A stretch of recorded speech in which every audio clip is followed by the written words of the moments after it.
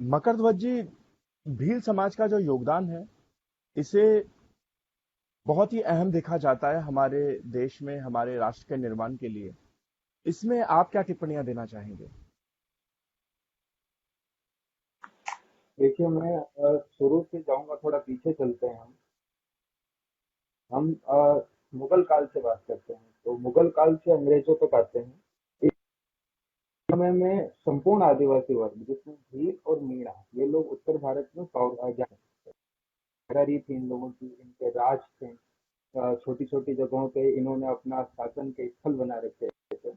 इन्होंने अपने अपने स्तर पर मुगल जमाने में जैसा उनका विरोध कर सकते थे उन्होंने उनका किया, और जैसा अंग्रेजों का कर सकते थे वैसा उन्होंने अंग्रेजों का किया। मुगलों की बात करें तो महाराणा प्रताप ने हमारे राणा सांगा का जब युद्ध हुआ था खानवा का, प्रसिद्ध था बाबर, उसमें भी आदिवासियों ने, मीणा भील समाज के लोगों ने अपने भेजी लड़े।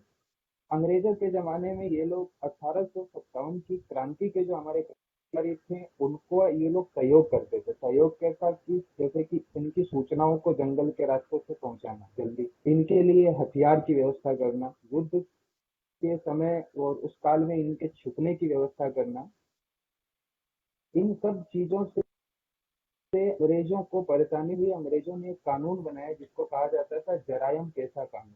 ये इन जातियों के लिए, उसमें ये होता था अभिषेक जी की शाम को इन वर्ग के पुरुषों को थाने पहुंचना होता, वहां उनको रखा जाता था और सुबह वापस छोड़ते थे। और रीजन ये दिया गया है कि ये जातियां बहुत वायलेंट होती हैं, ये क्रूर होती हैं, ये लूटमार होती हैं, लेकिन ऐसा था नहीं। असली डर ये था कि अगर ये जाति के लोग खुद, और इन्होंने स्वतः संग्राम के सेनानियों की सहायता करी, क्रांतिकारियों की सहायता करी, तो अंग्रेजों की रीढ़ की हड्डी बहुत जल्दी टूट जाएगी। इसी जराइम पेशा कानून से आगे जब हम बढ़े तो आज की जो कुधारणाएं आती हैं वो अंग्रेजों द्वारा जो इनका वर्गीकरण किया गया, 700 जातियों में इनको बांटा गया था 1851 की जनगणना। इन्होंने इनका वर्गीकरण, इन्होंने इनका सामाजिक अवमूल्यन किया। जैसे गुलाब भाई ने अभी हमको बताया कि शासक थे, जमींदार थे, वन क्षेत्रों पे इनका अपना प्रभाव था, ये इनकी टेरिटोरी थी, वहां ये राज करते थे। इन सब चीजों को गौण करते हुए अंग्रेजों के वर्गीकरण में इन्होंने इनकी जातियों की, संथाल हुए, भील हुए, मीणा हुए, कोरकू हुए, गौड़, ये लोग इतने लोग थे कि अगर इनका जो संरक्षण मिल रहा था, जो उस समय की जनता का भी इनको सहयोग, क्रांतिकारियों का भी इनका सहयोग था, अगर ये जनता, क्रांतिकारी और आदिवासी तीनों मिल जाते तो आप मान लीजिए कि 1947 तक हमें इंतजार नहीं करना पड़ता। दुर्भावना भरी गई, वर्गीकरण ऐसा किया गया कि ये लोग शोषित हैं, दमित है, इनके साथ मानव जैसा व्यवहार नहीं किया गया। लेकिन तो जराइम पेशा कानून के माध्यम से अंग्रेजों ने, हमारा दुर्भाग्य है कि हमने तो 47 के बाद पीछे जाकर जो अच्छाइयाँ थी, जो अच्छी बातें, जो योगदान था, उसकी चर्चा नहीं करी। उसके द्वारा कही गई बातों को, उनकी बातों को, उनके नजरिए गए इतिहास को हमने उसको अभी तक चलाया और उसको हम धो रहे हैं। वस्तुतः आदिवासी समाज, तो आदिवासी भी, मैं इनके लिए आदिवासी शब्द का प्रयोग भी नहीं करता, मैं इनको वनवासी कहता हूँ। वन में वास करने वाले वन के राजा थे। और आप ये देख, और इतना सुंदर अर्थशास्त्र में कौटिल्य ने बांट रखा था कि नगरीय जो क्षेत्र होगा, जो नगर होगा, जो ग्राम होंगे, उनके शासन के अधिकार राजा के पास, जो वन क्षेत्र होगा उनके शासन के अधिकार वहां के वनवासी राजा, जिसको संस्कृत ये सबर शब्द आता है, सबर। तो सबर राज के पास होंगे। जो गुह यानी गौड़ होते हैं उनके लिए गुह शब्द होता है, गुह, निषाद राज गुह, उनके पास होंगे। ये सब चीजें थी। ऐसा नहीं था कि जो हमें आज बताया जा रहा है, बिल्कुल तो नहीं कह सकता, लेकिन इतना भी झूठा नहीं था। बिल्कुल, बिल्कुल सही, बिल्कुल एकदम दुरुस्त बताया आपने। और दोस्तों, अगर आपको मालूम नहीं है तो मैं आपको ये भी बताना, तो मकर ध्वज जी, भारतीय व विदेशी बुद्धिजीवी जो एक वर्ग है, जो ये जो मीडिया का वर्ग है, ये हमेशा दलित समुदाय को शोषित वंचित मानता है। इसके बारे में आप क्या कहना चाहेंगे? अभी आपने तीन अच्छी अच्छी बातें बोली। पहली बात कि वन क्षेत्र के ये राजा थे। दूसरी बात, कृषि का कैसे उपयोग करना है, प्रकृति के संपदा का ज्ञान इनके पास था। और तीसरी सबसे अच्छी बात ये है कि जो गुलाब भाई ने हमको शुरू में बताई कि इन लोगों का शासन था, ये चुंगी लेते थे, ये जागीरदारी थी, इनके राज्य था। तो अगर हम इन तीनों बातों को एक जगह इकट्ठा करें तो हम आपको ये जो शुरू से हमारे लोगों को बताया जाता है कि आदिवासी समाज घोषित था, ये ही एक तरह से झूठा था। और दूसरा ये बताया जाता है कि आदिवासी समाज के पास ज्ञान नहीं था, ये भी एक तरह से झूठा हुआ। ये एक पैरेलल चलाई गई व्यवस्था थी। व्यवस्था इसलिए थी क्योंकि वनवासी समाज, मैं मानता हूँ कि प्रकृति पूजक है। प्रकृति पूजक इन द सेंस कि जल थल नभ वन, इनसे मिलने वाले प्रकार के जो संपदाएं हैं, जैसे कि दवा, औषधियाँ, जल का कैसा उपयोग किया जाए। जैसे कि धार जिले में एक 52 गजा, बड़वानी जिले में, वहाँ पे पुरानी परंपरा है। आदिवासियों में वो लोग एलर्जी वगैरह के जो रोग होते हैं, वहाँ पे उनका एक कुंड, उस कुंड में विभिन्न औषधियों का प्रयोग वो लोग स्थानीय, और उसके स्नान के बाद वो व्यक्ति सही हो जाता है। और इसके लिए ना तो वहाँ पे किसी चीज का कोई रहता है, अन्य बातें इस प्रकार की जाती है। तो ये कहना कि दलित दलित शब्द भी थोड़ा हमको हिंदी और संस्कृत की पूरी डिक्शनरी में नहीं मिलेगा आपसे, ये हम खोजने जाएंगे, ये शब्द हमको नहीं मिलेगा। डिप्रेस का जो ये वर्गीकरण है 1951 की जनगणना में किया गया, इसके लिए फिर अनुवाद करके इस शब्द की खोज की गई। ये सब हमारे पास है। तो ये लोग दलित थे ही नहीं। हम पुराने साहित्य की बात करेंगे, अगर अपने बहुत ही सुंदर साहित्य था संस्कृत में, शूद्रक का लिखा हुआ मृक्ष कटिक, आपने सुना होगा इसका। बिल्कुल बिल्कुल। तो मृक्ष कटिकम की व्यवस्था थी। मृक्ष कटिकम में हमको दो कहानियां मिलती हैं, दो व्यक्तियों के नाम मिलते हैं। एक व्यक्ति जो था, उसका उदय नाम है, वो व्यक्ति जो था वो वन संपदाओं को लाकर बेचने का कार्य करता था नगर में। वो कौन था? आदिवासी था। उसकी संपत्ति उस समय, कहानी का मुख्य पात्र उदयन है, उससे स्वर्ण रथों में आता था। वो सोने से जड़े हुए उसके सिंहासन होते थे।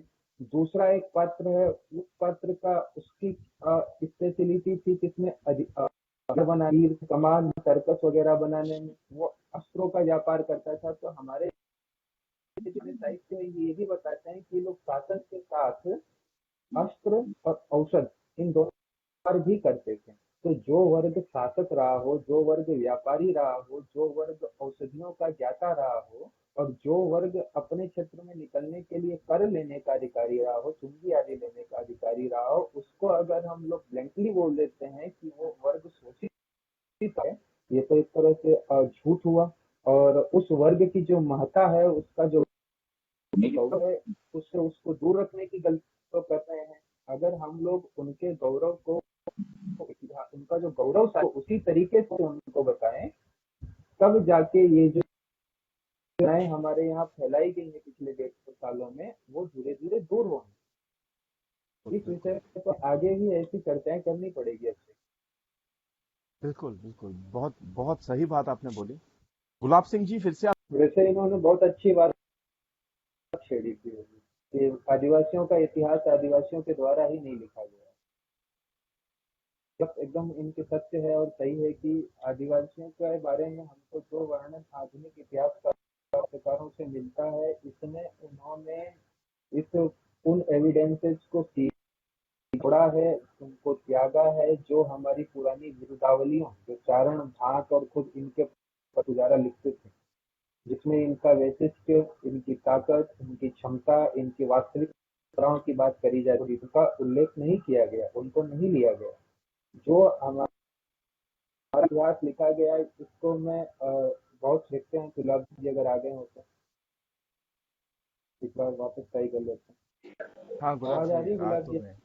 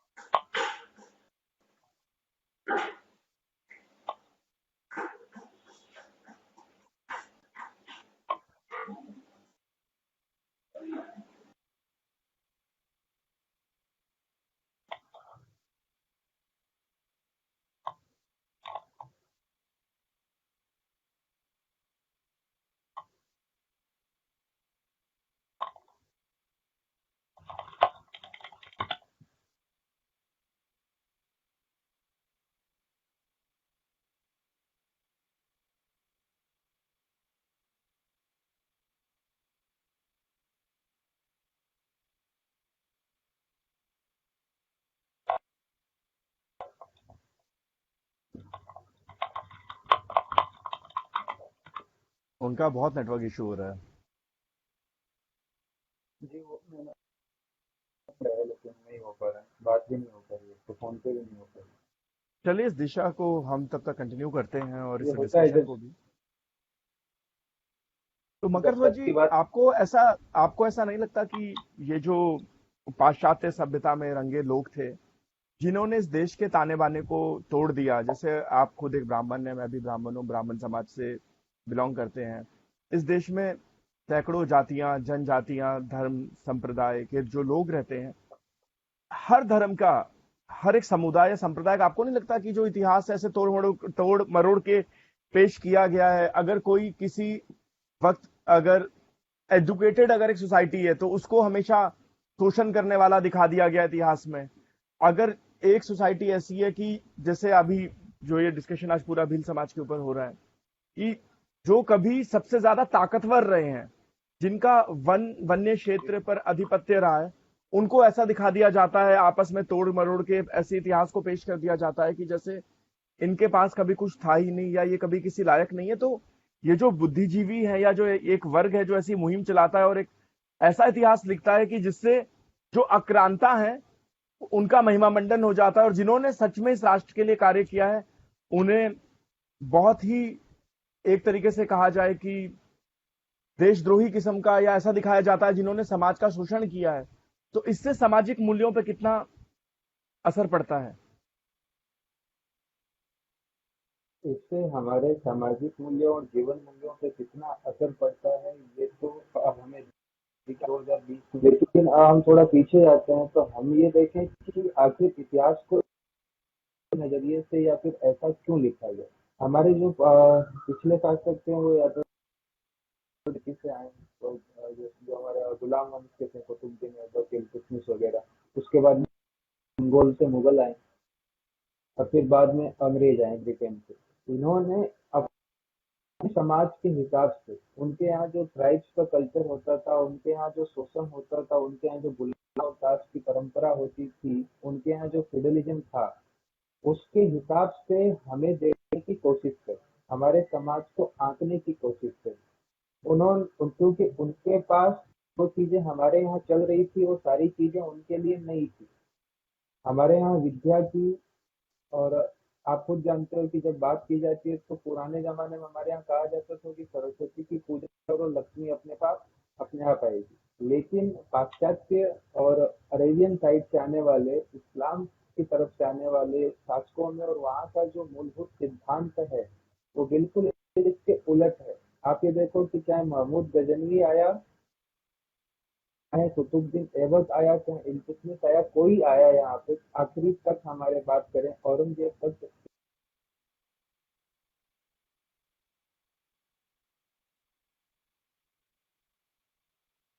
आपका माइक म्यूट हो गया है ऑटोमेटिकली। केवल जी, क्या हुआ? आवाज नहीं आ रही थी क्या? हाँ जी, आवाज नहीं आ रही थी, हाँ बोलिए।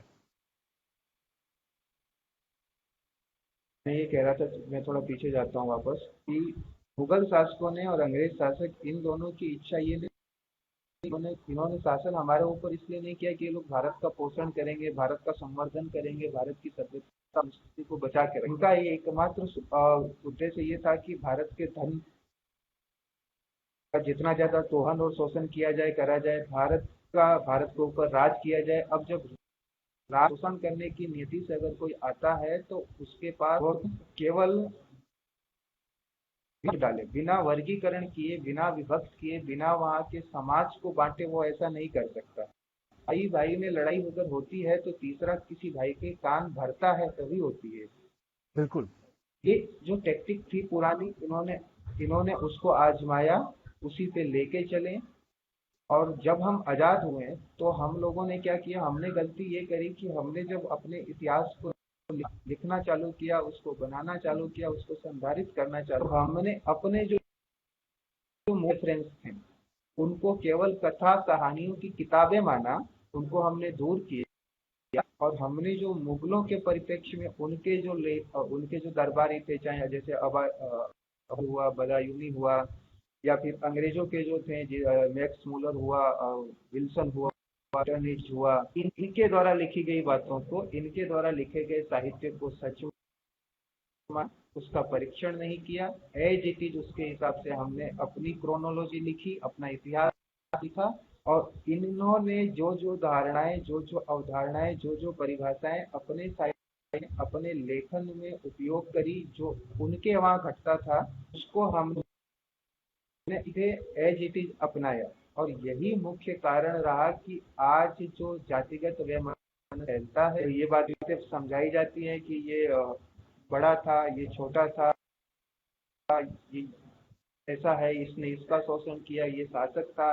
ये सारी बातें इन चीजों की वजह से हमारे समाज में आई है। नहीं तो जिस मनुस्मृति की बात करते हो, मनुस्मृति का उद्घोष है कि जन्मना जायते शूद्रः, जन्म से सब शूद्र हो, कर्म से होगा, कर्म से वो क्षत्रिय होगा।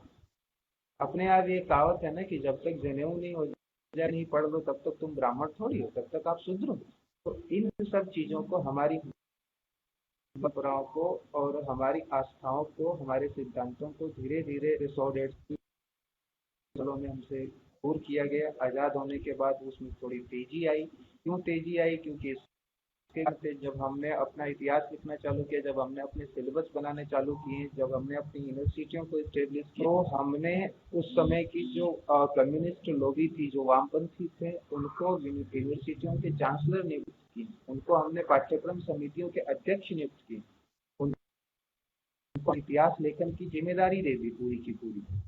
इसकी दो वजह थी। पहला वजह यह था कि उस समय जो राष्ट्रवादी लोग थे वो इतने पढ़े लिखे नहीं थे, वामपंथी पढ़े।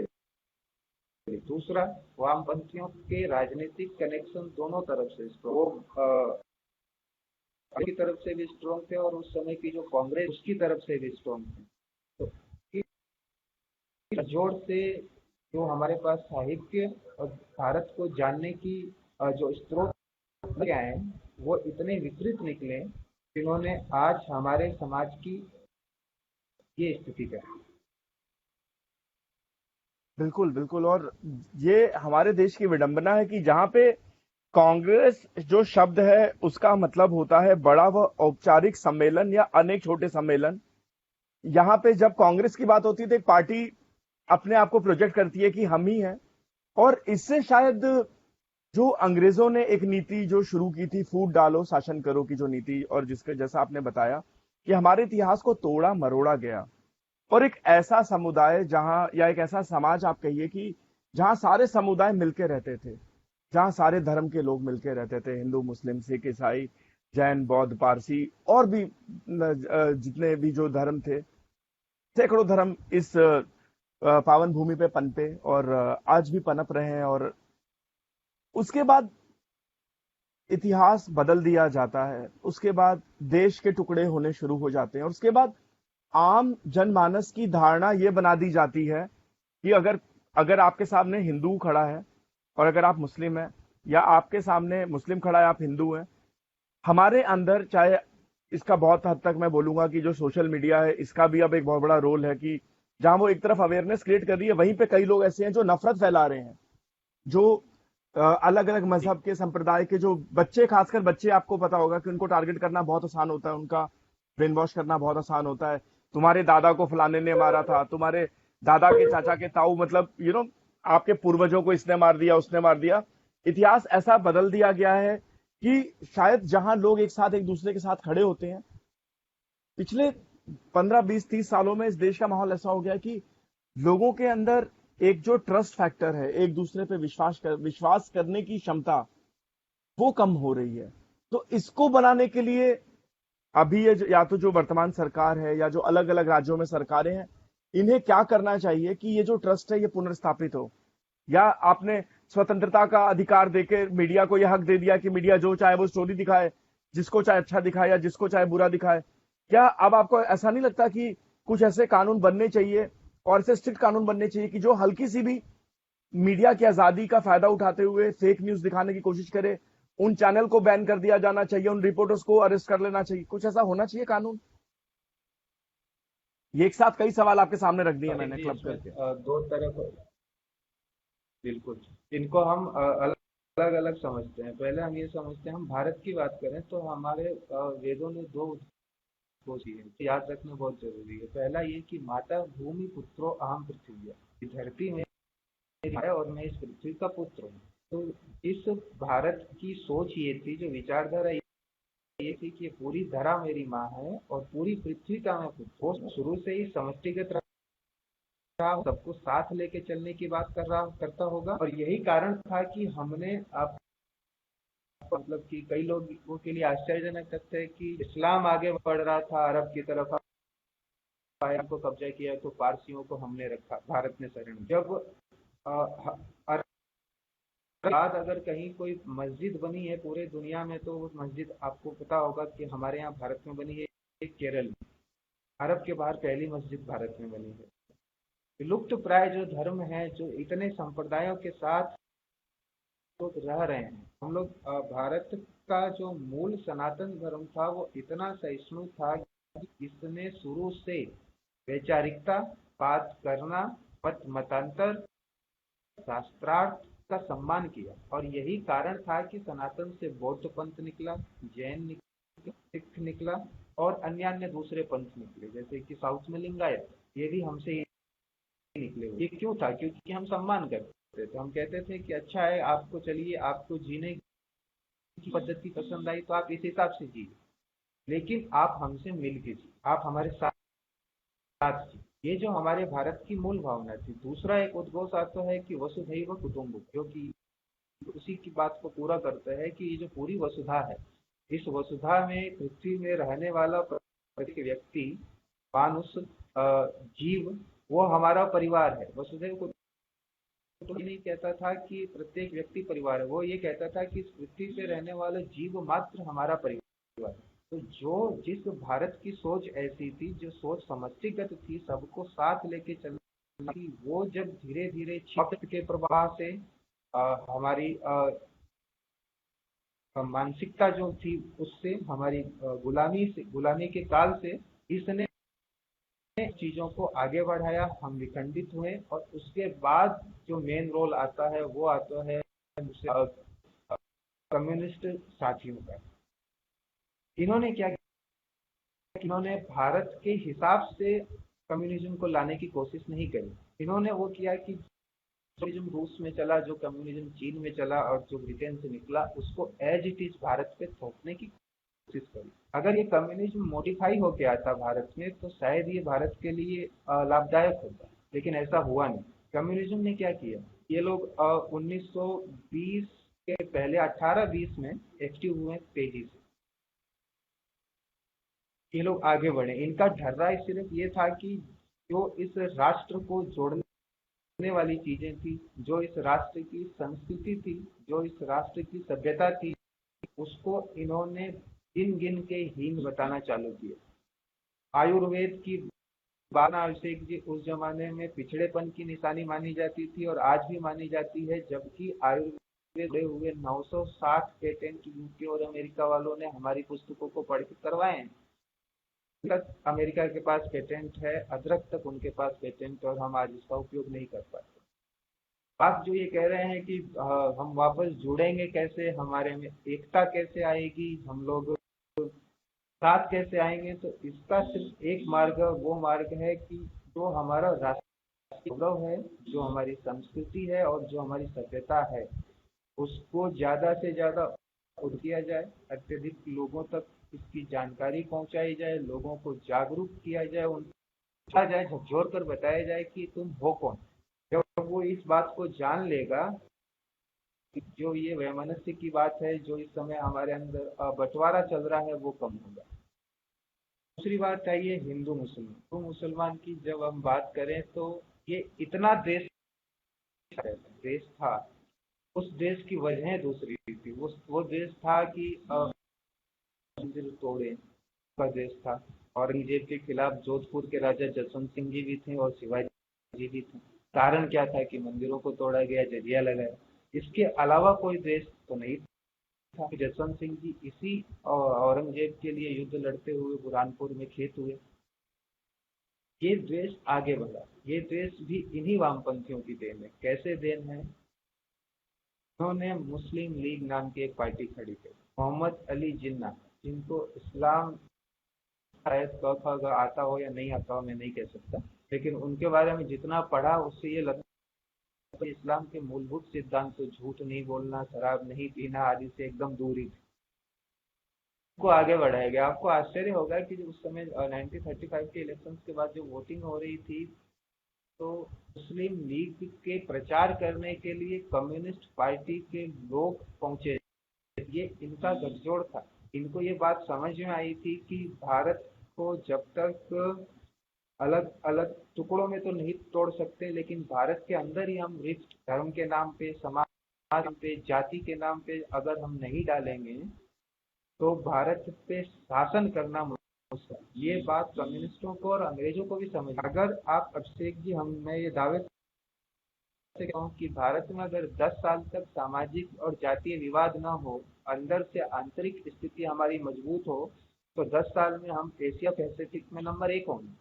इतना भारत का मादा है, और यही बात उनको समझ में आती थी। इसीलिए आपको याद हो, जब भारत आजाद, तो कई अंग्रेज विद्वानों ने, कई कम्युनिस्ट, उस समय के बड़े विद्वानों ने कहा था कि ये देश लंबे समय तक चल नहीं पाएगा। उनको विश्वास था कि वो अपना जो इन्होंने ये रखा है कि हम जाति और धर्म और संस्कृति के आधार पे टुकड़ों में बांटे, जिससे भारत एक क्षण के, एक समय के बाद, एक समय सीमा के बाद टूट के बिखर। ऐसा हुआ नहीं, लेकिन उनकी मंशा वही थी, और उसी मंशा पर आज भी लगातार काम जारी है। इन्हें रोकना होगा, हमें आपके जैसे जागरूक लोगों को रोकना होगा। हम अन्य लोगों को जागरूक करें।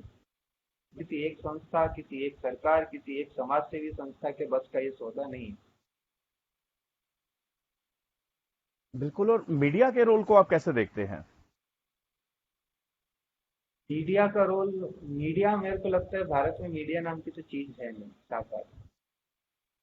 जर्नलिज्म का मूल सिद्धांत ये कहता है कि दोनों पक्षों की बात कहेंगे, आप वहां पे वर्डिक्ट नहीं देंगे। किसी जगह लड़ाई होती है तो आप ये बताओगे कि रमेश, उसमें लड़ाई हुई, रमेश को इतनी चोटें लगी, सुरेश को इतनी चोटें लगी, रमेश इस वजह से लड़ा, इस वजह से लड़ा। आप ये नहीं बताओगे कि रमेश सही था या सुरेश सही। सही बात है, नैरेटिव हमारी सेट मीडिया करता है मीडिया।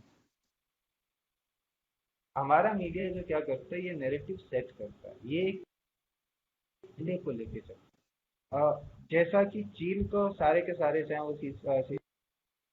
वो ग्लोबल टाइम्स हो, पीपुल्स डेली हो, ये टोटल के टोटल जिस तरह के एक सरकार ही हैं और एक एजेंट के बढ़ते हैं, वैसे हमारा मीडिया कहने के लिए तो सरकारी नियंत्रण में नहीं, और वर्तमान तो बिल्कुल भी सरकारी नियंत्रण में नहीं है, लेकिन इनके अपने अपने अलग अलग एजेंडे हैं, और ये एजेंडे को लेके आगे मैं किसी चैनल को नाम नहीं लूंगा, लेकिन हमारे एक पत्रकार हैं जिसे अवार्ड मिला है। तो मीडिया के विद्रुप चेहरे का सबसे सुंदर उदाहरण है उन्होंने।